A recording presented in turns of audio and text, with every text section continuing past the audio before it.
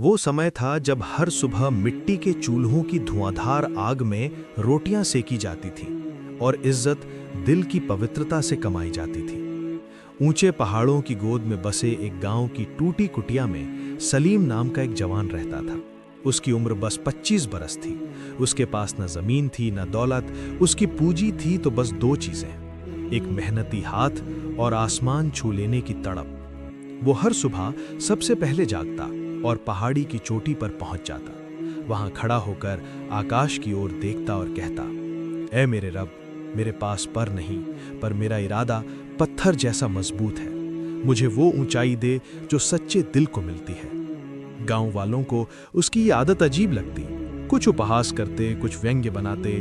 कोई कहता, अरे ये तो वही मिट्टी की झोपड़ी वाला है जो उल्लू बनने का सपना देखता है। पर सलीम कभी कड़वाहट से जवाब नहीं देता, बस मुस्कुरा देता और मन ही मन कहता, मैं उस पक्षी की तरह बनना चाहता हूं जो अकेला उड़ता है पर सबसे ऊपर। गांव में कुछ और नौजवान थे जो हर काम में चालाकी की छाया ढूंढते, दिखावे से लोगों को। लेकिन सलीम का पथ अलग था। उसने अपने सिद्धांत स्वयं गढ़े थे। मैं सच के रास्ते पर चलूंगा, चाहे वो कितना भी लंबा क्यों ना हो। झूठ की उड़ान कभी ऊंची नहीं जाती। वो रोज खेतों में काम करता, हाथों में छाले पड़ जाते, शरीर टूट जाता, पर उसका हौसला और भी पुष्पित हो जाता। रात को जब पूरा गांव सो जाता, उसकी कुटिया से एक दिए की लौ टिमटिमाती। वो उसी रोशनी में किताबें पढ़ता। उसकी दीवार पर एक उल्लू की तस्वीर टंगी थी और नीचे लिखा था, ऊंचाई पंखों से नहीं, विचारों की उड़ान से मिलती है। सलीम अक्सर अपने आप से कहता, अगर मुझे कोई नहीं समझता तो ये उनकी सोच की सीमा है। मुझे तो उस पक्षी की तरह बनना है जो भीड़ में नहीं, अपनी धुन में उड़ता है। एक ऐसे ही दिन जब पहाड़ों पर ठंडी हवा थी और बादल जमीन को छू रहे थे, सलीम ने चोटी पर खड़े होकर प्रतिज्ञा की, मैं न किसी का धोखा बनूंगा, न किसी को धोखा दूंगा, न छल से नाम कमाऊंगा, न झूठ से इज्जत। मुझे वही शिखर चाहिए जो सच्चे इरादों वालों के लिए सुरक्षित है। उस दिन के बाद सलीम की सोच में उस पक्षी की उड़ान समा गई। अब उसकी आंखों में डर नहीं, एक अटल विश्वास था। लोग अब भी हंसते थे, पर वो हंसी अब उसकी कमजोरी नहीं, बल्कि उसकी ताकत बन गई थी। और इस तरह वो युवक, जिसे लोग मामूली समझते थे, अब स्वयं को आकाश की ऊंचाइयों के लिए तैयार कर चुका था। जिस दिन सलीम ने ये प्रतिज्ञा की थी, उसी दिन से उसकी जिंदगी की परीक्षाएं शुरू हो गईं। गांव में एक बुजुर्ग जमींदार थे, मीर साहब। उनके खेत सबसे विशाल थे। उन्होंने सलीम की मेहनत देखी थी, पर उसकी सच्चाई उन्हें चुभने लगी। जहां सब चापलूसी करते, वहां सलीम सिर्फ सम्मान से सलाम करता। एक दिन मीर साहब ने गांव के चौराहे पर सभा बुलवाई। कहलवाया गया कि वे किसी एक को अपने खास काम के लिए चुनेंगे, जिसे शहर ले जाया जाएगा और बड़ा इनाम दिया जाएगा। सारे नौजवान अपने चमकीले कपड़े पहनकर पहुंचे। हर कोई अपनी बड़ाई खुद गा रहा था। सलीम दूर खड़ा ये सब देख रहा था। उसने बस सादगी से सलाम किया और एक कोने में बैठ गया। मीर साहब ने पूछा, तुम कुछ नहीं कहोगे? सलीम ने धीरे से उत्तर दिया, मैं वही कहूंगा जो सत्य है। मैं ना आपका खास हूं, ना आपने मुझे कभी खास समझा, पर मैंने कभी मेहनत से मुंह नहीं मोड़ा। चौराहे पर सन्नाटा छा गया। मीर साहब हंस पड़े, अरे भाई, ये गरीब उल्लू बनने का सपना देखने वाला स्वयं को क्या समझता है? लोग ठहाके लगाने लगे। सलीम खड़ा हुआ। उसकी आंखों में आंसू नहीं, एक गहरी शांति थी। उसने बस इतना कहा, अगर मेरी सोच और मेहनत पर आपकी हंसी आती है, तो आप अभी उस पल की तस्वीर देख रहे हैं जब पक्षी अंडे से बाहर भी नहीं आया। पर याद रखिए, जब वो उड़ता है तो हवा भी उसके रास्ते की रुकावट नहीं बन पाती। चौराहा फिर शांत हो गया, पर मीर साहब ने गुस्से में उसका नाम शहर जाने वालों की सूची से काट दिया। सलीम वापस लौट आया। न शिकायत की, न किसी से बद्दुआ मांगी। उसी रात दिए की रोशनी में उसने अपनी किताब के आखिरी पन्ने पर लिखा, अगर सच्चाई की वजह से अपमान मिले तो समझ लो ईश्वर ऊंचाई तय कर रहा है। उस रात के बाद उसके इरादे और भी दृढ़ हो गए। अब वो सिर्फ उड़ने का सपना नहीं देख रहा था, बल्कि खुद को सिद्ध करने के लिए तैयार हो चुका था। सलीम को गांव की उस सूची से बाहर कर दिया गया था जहां नाम लिखवाना इज्जत समझा जाता था। पर सलीम के लिए इज्जत कागज के टुकड़े से नहीं, इंसान की नीयत से मिलती थी। इसके बाद गांव वालों ने उसे और भी सताना शुरू किया। कोई उसके खेत से बैल खोल देता, कोई रात में उसकी कुटिया पर पत्थर फेंकता, और सब कहते, देखो यही है वो उल्लू बनने वाला, अब अकेला बैठा है, घोंसला टूटा पर पंख नहीं। पर सलीम ने सब कुछ सहा। वो जानता था जो पक्षी ऊंचाई पर उड़ता है उसके लिए नीचे की आवाजें हवा के शोर से ज्यादा मायने नहीं रखती। एक दिन वो फिर पहाड़ी की चोटी पर पहुंचा। उसने अपने फटे कपड़े संभाले, आकाश की तरफ देखा और कहा, ये अल्लाह, तू जानता है मैंने झूठे रास्ते छोड़कर तेरी राह पकड़ी है। लोगों ने मुझे गिराने की हर कोशिश की, पर तू गवाह है, मैंने तेरा नाम कभी नीचा नहीं होने दिया। उसके सामने दो रास्ते थे, एक जहां वो मीर साहब के आगे झुककर वापसी कर सकता था, दूसरा जहां रोटी कम थी पर आत्मा को सुकून था। सलीम ने वही दूसरा रास्ता चुना। उसने गांव के बाहर एक वीरान मैदान में अकेले काम शुरू किया।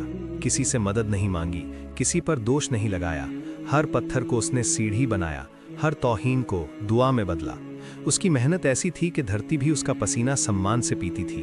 वो स्वयं को हर सुबह नए सिरे से उठाता और उस पक्षी की तरह ऊंचाई की तरफ बढ़ता, चुपचाप पर लगातार। लोग अब कहते, इसका कोई नहीं फिर भी ये झुकता क्यों नहीं, ये अकेला है फिर भी थकता क्यों नहीं। और सलीम मन ही मन दोहराता, झुकना है तो सिर्फ प्रार्थना में झुको, वरना वो पक्षी कभी भीड़ के शोर में सिर नहीं झुकाता। वो अब कम बोलता था, ज्यादा करता था। अब उसकी लड़ाई गांव वालों से नहीं, अपने कल के स्वयं से थी।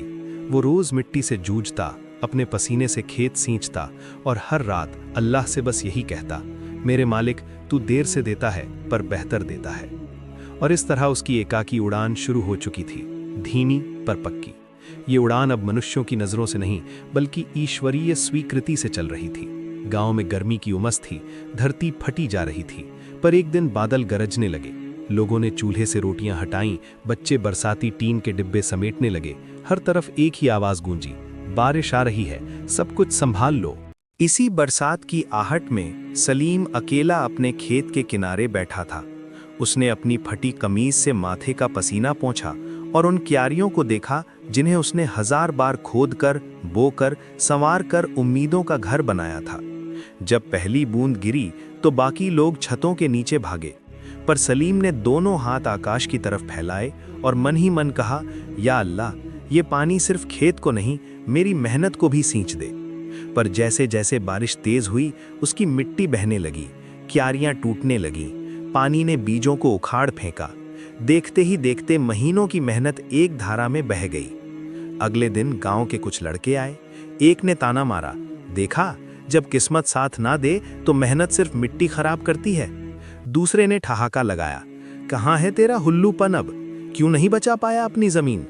सलीम ने सिर झुकाकर मिट्टी देखी, फिर अपनी हथेलियों पर पड़े छाले महसूस किए, फिर आकाश की तरफ देखा और बोला, जो चीजें अल्लाह देता है वे देर से आती हैं पर हमेशा रहती हैं, और जो वो ले लेता है वो हमारी परीक्षा का कर्ज वसूलता है।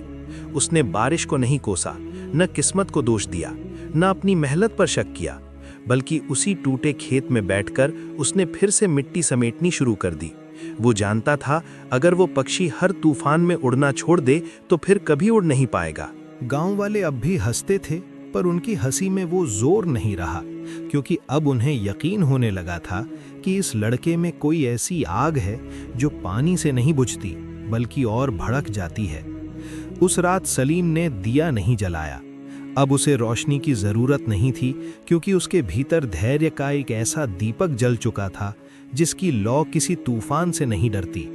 बारिश के बाद की मिट्टी नम थी, हवा में उम्मीद की खुशबू थी।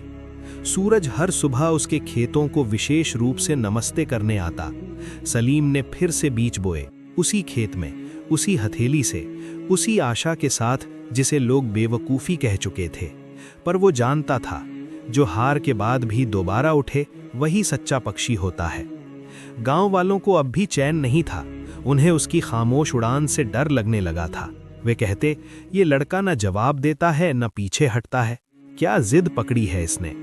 पर उन्हें नहीं पता था, सलीम जिद में नहीं, विश्वास में जी रहा था।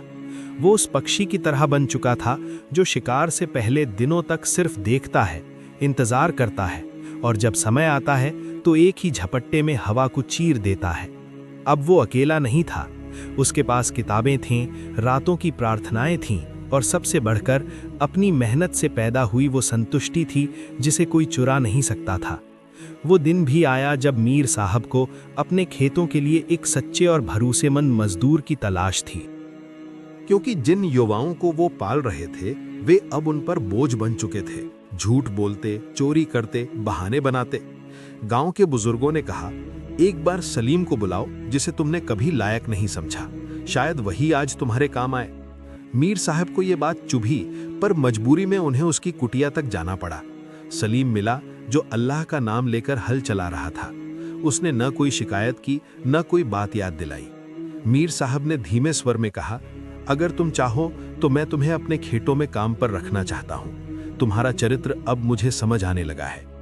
सलीम ने उन्हें सीधे देखा। आंखों में कोई घमंड नहीं, पर एक ठंडी आग जरूर थी। उसने बस इतना कहा, मैं खेत में काम कर सकता हूं, पर उस जमीन पर नहीं चल सकता जहां जमीर गिरवी रखा जाता है। ये कहकर वो फिर मिट्टी में झुक गया। ये कोई इनकार नहीं, बल्कि स्वयं को बचाने का तरीका था। गांव वालों को अब धीरे धीरे समझ आने लगा था कि ये लड़का सिर्फ बातें नहीं करता, वो वाकई उड़ चुका है। बस उसकी उड़ान इतनी ऊंची है कि वो उन्हें दिखाई नहीं देता। गांव की मिट्टी अब पहचान चुकी थी कि सलीम की चाल बाकियों से अलग है। उसके कदमों में शोर नहीं, पर असर बहुत गहरा होता था। अब गांव के बुजुर्ग उसे सम्मान से देखते, बच्चे उसके पीछे पीछे चलते। एक दिन गांव में एक नया अधिकारी आया जो जमीन के रिकॉर्ड देखने आया था। उसने पूछा, यहाँ का सबसे भरोसेमंद आदमी कौन है? और बिना झिझक कई लोगों ने एक ही नाम लिया, सलीम। वो अधिकारी जब सलीम की कुटिया में पहुंचा तो चौंक गया। उसने इतनी सादगी और इतनी शांति शायद ही कहीं देखी हो। सलीम खड़ा हुआ, मुस्कुराया नहीं, बस आदर से सिर झुका लिया। अधिकारी ने उसे गांव की जमीन के बंटवारे में मदद के लिए कहा। सलीम ने ना हाँ कही ना, बस इतना कहा, अगर मैं किसी का हक खा जाऊं तो मेरा खेत न दे, अगर किसी का हक लौटा दूं तो मेरी मेहनत कभी खाली न जाए। और फिर वो उस समिति में शामिल हुआ जहां लोगों ने पहली बार देखा कि एक गरीब इंसान कैसे सम्मान से, बिना किसी के आगे झुके, सिर्फ न्याय और सच्चाई के साथ फैसले करता है। मीर साहब, जो कभी उसे नीचा दिखाते थे, अब खामोशी से उसकी तरफ देखते रहते, क्योंकि समय ने उस व्यक्ति के सामने सिर झुकाने पर मजबूर कर दिया था जिसे कभी उन्होंने लायक नहीं समझा था। गांव के वे युवा जो पहले सिर्फ दिखावा करते थे, अब खामोश हो चुके थे, क्योंकि उन्हें समझ आने लगा था कि उस पक्षी की सबसे बड़ी उड़ान वो होती है जब लोग उसकी ऊंचाई नहीं माप सकते, पर उसकी छाया से डरने लगते हैं। उस रात सलीम फिर अकेला बैठा था, पर इस बार कुटिया में हवा कुछ और कह रही थी। उसकी आंखों में थकान थी, पर दिल में शांति थी, क्योंकि अब उसे इज्जत मिली नहीं थी, बल्कि उसने स्वयं कमाई थी, अपमान से, एकांत से और अल्लाह पर भरोसे से। समय धीरे धीरे बीतता गया और सलीम की खामोश मेहनत अब एक आवाज बन चुकी थी। अब गांव की बैठकों में उसका नाम सलाह की तरह लिया जाता, पर सच्चाई का रास्ता सीधा नहीं होता, वो उतना ही पथरीला होता है जितना ईमान भारी। और वही हुआ जो अक्सर होता है, जब कोई चमकता है तो कुछ लोग उसकी रोशनी से जलने लगते हैं। गांव के ही कुछ लोग अब सलीम की इज्जत को गिराने के लिए उस पर बेईमानी का आरोप लगाने लगे। एक दिन पंचायत में आवाज उठी, सलीम ने मीर साहब की जमीन में अपने भाई का नाम डलवा दिया है। लोगों ने बिना सुने समझे सलीम पर शक करना शुरू कर दिया। उस दिन सलीम पहली बार पंचायत में बुलाया गया। वो वही फटी कमीज पहनकर गया।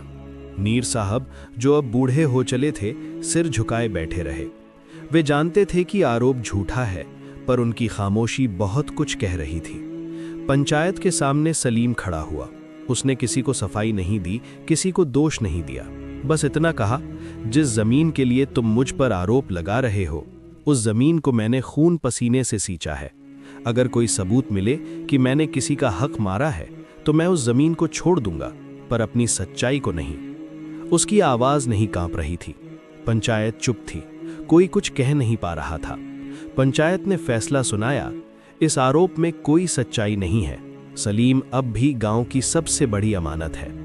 लोगों ने राहत की सांस ली, पर सलीम सिर्फ अपने खेत की ओर लौटा। उसे इज्जत वापस नहीं चाहिए थी, उसे सिर्फ शांति चाहिए थी जो अल्लाह से मिल चुकी थी। उस रात फिर कोई दिया नहीं जला, क्योंकि अब अंधेरे से डरने की जरूरत ही नहीं थी। सलीम पर लगे बेबुनियाद आरोप अब हवा हो चुके थे, पर जो इंसान आरोपों से नहीं टूटता वो अंदर से और मजबूत हो जाता है। अब लोग सलीम को इज्जत से नहीं, एक विस्मित खामोशी से देखते थे। उसकी कुटिया अब भी वैसी ही थी, मिट्टी की दीवारें, टूटा दरवाजा, पर उस घर में जो आत्मा बसती थी वो कई अमीरों के महल से भी ज्यादा रोशन थी। एक दिन की बात है, गांव में अचानक एक मुसाफिर आया। उसके कपड़े धूल से सने हुए थे। वो किसी को नहीं पहचानता था सिवाय उस कुटिया के। वो दहलीज पर बैठ गया और बोला, भाई, मैंने बहुत सारे शहर देखे, पर तुम्हारी झोंपड़ी से आती रोशनी ने मुझे रोक लिया। सलीम ने बिना कोई सवाल किए उसे पानी दिया, छाया दी और अपने हिस्से की रोटी का आधा टुकड़ा उसके आगे रख दिया। मुसाफिर ने पूछा, तुम्हारे पास तो कुछ भी नहीं, फिर भी तुमने मुझे सब कुछ दे दिया, क्यों? सलीम ने बड़ी सीधी पर गहरी बात कही, क्योंकि मैं वो पक्षी बनना चाहता हूं जो सिर्फ उड़ना नहीं जानता, बल्कि थके हुए पंछियों को भी अपना कंधा दे सके।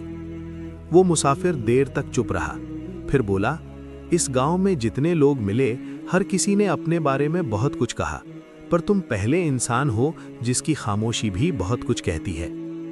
कुछ ही दिनों में वो मुसाफिर चला गया, पर जाते जाते उसने गांव में एक बात छोड़ दी। जिस गांव में सलीम जैसा इंसान रहता है वहां दौलत भले कम हो, पर भरोसा बहुत होता है, और यही सबसे बड़ा खजाना है। ये सुनकर गांव वालों के दिलों में एक टीस जरूर उठी, और सलीम आज भी वैसे ही खेत में हल चला रहा था। उसकी चाल में वही सादगी थी।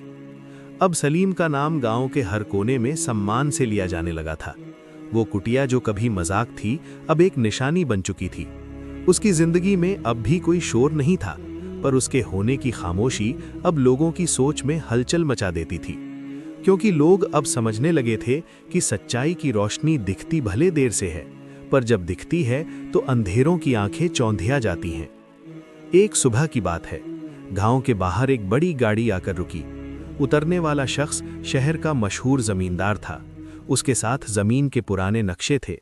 वो जमीन जो अब बंजर हो चुकी थी, कई सालों से विवाद में थी। जमींदार ने पंचायत बुलाई और कहा, हमें इस जमीन पर खेती करवानी है, पर ऐसे किसी व्यक्ति से जिसकी ईमानदारी उस मिट्टी से भी गहरी हो। लोगों ने एक दूसरे की तरफ देखा, पर कुछ ही देर में सबकी नजर एक ही दिशा में मुड़ी, जहां कुटिया के बाहर हाथ में कुदाल लिए एक सीधा सादा शख्स खड़ा था, सलीम। जमींदार उसके पास गया और बोला, हम चाहते हैं कि आप इस जमीन पर अपना हक समझें, इसे संवारें, इसे सींचें। सलीम ने कुछ देर सोचा, फिर जमीन की तरफ देखा।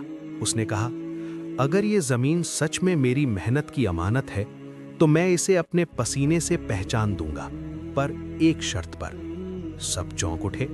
सलीम ने शर्त रखी, यहां कोई इमारत नहीं बनेगी, यहां सिर्फ अन्न उपजेगा, क्योंकि इस जमीन की जड़ें कागज से नहीं भूख से जुड़ी हैं। जमींदार ने उसकी आंखों में देखा, फिर सिर झुका दिया और वही कहा जो अब तक किसी ने नहीं कहा था, सलीम, तुम पक्षी नहीं रहे, तुम वो हवा बन चुके हो जिसमें पक्षी भी उड़ना पसंद करते हैं। उस दिन गांव में पहली बार इज्जत एक कुटिया से निकलकर जमीन की रगों में समा गई। जमीन अब सलीम के हवाले थी, पर उस जमीन को संभालना आसान नहीं था। सालों के सूखे, झगड़ों और लापरवाही ने उसे थका दिया था, पर सलीम ने उस जमीन से कोई सवाल नहीं किया। उसने पहले दिन सिर्फ अपने हाथों से मिट्टी उठाई, उसे चूमा और धीमे से कहा, मैं तुझे फिर से जिंदा करूंगा, पर फकीरों की तरह, जो देते हैं पर मांगते नहीं। वो दिन रात मेहनत करता, हर बीज उसके लिए प्रार्थना का दाना था। गांव के लोग अब दूर से उसकी खेती को देखने आते। कोई कहता, देखो, ये तो वही जमीन है जिसे हमने बेकार समझकर छोड़ दिया था। दूसरा कहता, और अब देखो, इस पर हरियाली लौटने लगी है। तीसरा बोलता, नहीं, ये जमीन नहीं बदली, ये तो उस आदमी की नीयत ने इसे आबाद कर दिया। एक दिन की बात है, सलीम खेत में काम कर रहा था। अचानक उसे जमीन के नीचे कुछ ठोस सा महसूस हुआ। उसने खुदाई की तो वहां एक लोहे का संदूक निकल आया, जिसमें पुरानी सोने की मुद्राएं, एक चिट्ठी और एक मोहर रखी थी। चिट्ठी पर लिखा था, जो इस जमीन से वफा करेगा, अल्लाह उसे वहां से देगा जहां से उसने कभी उम्मीद नहीं की होगी। सलीम कुछ देर उस संदूक को देखता रहा। फिर उसने वो मोहर और चिट्ठी पास रखी और सोने की सारी मुद्राएं गांव की मस्जिद के इमाम को दे दी। लोगों को जब खबर लगी तो गांव फिर हैरान रह गया, क्योंकि ये पहली बार था जब उसने किस्मत लौटाई पर ईमान बचा लिया। गांव के सबसे पुराने बुजुर्ग बोले, अब समझ में आया कि ऊपर वाले ने इस लड़के को इतनी परीक्षाएं क्यों दी, क्योंकि ये हर बार उस परीक्षा को प्रार्थना में बदल देता है। उस रात सलीम ने फिर दिया नहीं जलाया। अब उसकी कुटिया में एक और रोशनी थी। संदूक की मुद्राएं मस्जिद के हवाले हो चुकी थीं। मोहर अब भी सलीम की कुटिया में रखी थी, एक पुराने कपड़े में लिपटी हुई। गांव में अब लोग तारीफ में बात करते थे। बच्चे उसकी कुटिया के बाहर बैठते और पूछते, सलीम चाचा, आपने उस खजाने से कुछ नहीं रखा? वो मुस्कुरा देता, फिर कहता, जिसे अल्लाह पर भरोसा हो वो कभी दौलत से मोह नहीं करता। पर समय अब एक और करवट लेने वाला था। जिस जमींदार ने सलीम को जमीन दी थी, उसका बेटा शहर से लौटा, पढ़ा लिखा पर लालच से भरा हुआ। उसे जब पता चला कि सलीम को गांव की सबसे उपजाऊ जमीन मिली है, तो उसके भीतर की आग भड़क उठी। उसने अधिकारियों से मिलकर जमीन के कागज दोबारा निकलवाए और एक दिन गांव में ऐलान करवा दिया, ये जमीन सलीम के नाम नहीं, मेरी है। गांव में फिर से खलबली मच गई। सलीम को पंचायत में बुलाया गया। लोग दो हिस्सों में बंट चुके थे। सलीम वहीं बैठा रहा, न सफाई दी न आरोप लगाया। उसने जेब से वो पुरानी मुहर निकाली और पंचायत के सामने रख दी। फिर कहा, मैं सब कुछ फिर से खोने को तैयार हूं, पर अपनी इज्जत का एक कण भी गिरवी नहीं रखूंगा। अगर ये जमीन मेरी नहीं तो मैं इसे छोड़ दूंगा, पर अल्लाह से शिकायत नहीं करूंगा। पंचायत सन्न थी और वो बेटा जो जमीन हड़पना चाहता था, उसकी आंखों में अब शर्म का पानी उतर आया था, क्योंकि उस मोहर को देखकर उसे एहसास हो गया कि जमीन पर हक दस्तखत से नहीं, दुआओं से मिलता है। बूढ़े जमींदार ने कांपते हाथों से बेटे की तरफ देखा, फिर सलीम के सामने आया और बोला, जिस बेटे ने मेरे नाम को दाग लगाने की कोशिश की, उसका नाम मिट जाएगा, पर तुम सलीम अब इस गांव की जमीन ही नहीं, इस गांव की इज्जत भी हो। फैसला हुआ, जमीन का मालिक वही रहेगा जिसने उस पर सबसे ज्यादा धैर्य बोया और सबसे ज्यादा सच उगाया। सलीम ने उस जमीन को फिर से उसी प्यार से देखा और उस रात पहली बार उसकी कुटिया में दिया जला। पर वो दिया रोशनी के लिए नहीं था, वो उस कृतज्ञता का था जो तब जलती है जब इंसाफ अल्लाह की इच्छा से होता है। अब गांव की फिजा बदल चुकी थी। सलीम की कुटिया अब भी मिट्टी की थी, पर उस मिट्टी से अब सच्चाई, धैर्य और स्वाभिमान की खुशबू आती थी। गांव के बच्चे अब उसे गुरु मानते थे।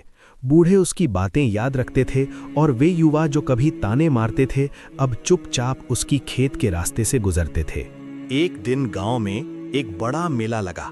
गांव के बीचों बीच एक नई पंचायत बनी, जहां गांव की सबसे सम्मानित शख्सियत को बुलाया गया। लोगों ने एक नाम सुझाया, सलीम। पहली बार वो जो हमेशा सबसे पीछे बैठता था, उसे मंच पर चढ़ाया गया। हजारों की भीड़ के सामने उससे कहा गया कि तुमने इस गांव को सिखाया कि इज्जत खरीदने से नहीं, कमाई जाती है। सलीम चुपचाप खड़ा था, न आंखों में चमक, न होठों पर घमंड, बस सिर झुका हुआ और दिल प्रार्थना में। सम्मान लेने के बाद वो चुपचाप वापस अपनी कुटिया लौट आया। उसने वो साफा एक तरफ रखा और वही पुराना कुर्ता पहनकर खेत की ओर निकल पड़ा, क्योंकि उसके लिए सबसे बड़ा इनाम अब भी वो मिट्टी थी। अब गांव की सुबहें सलीम के बिना अधूरी लगती थीं, क्योंकि अब वो सिर्फ एक नाम नहीं था, वो उस चरित्र की मिसाल था जिसे जमीन पर जीकर देखा जा सकता है।